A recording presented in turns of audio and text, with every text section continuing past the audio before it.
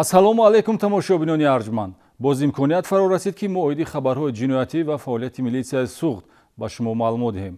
дар барномаи имрӯза баъзе аз кирдорҳои ҷиноятиро манзур медорем ки бо оқибатҳои нороҳаткунанда ба ҷомеа таъсири манфӣ гузоштанд. имрӯз дар барнома тамошо кунед. пешсудшуда 11 кило бангдонаро ба фурӯш баровард.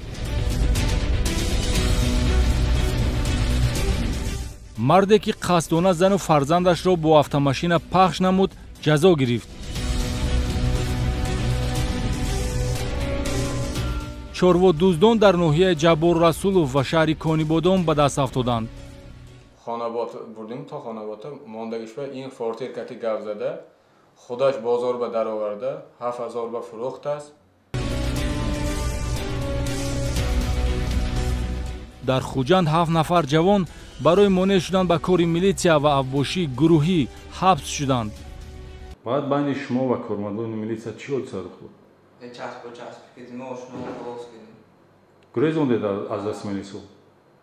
медонистед ки кормандони милитсия зимни иҷрои вазифаи хизматӣ ҳастанд. онҳо худшонро муаррифӣ карданд ки милитсия ҳастанд.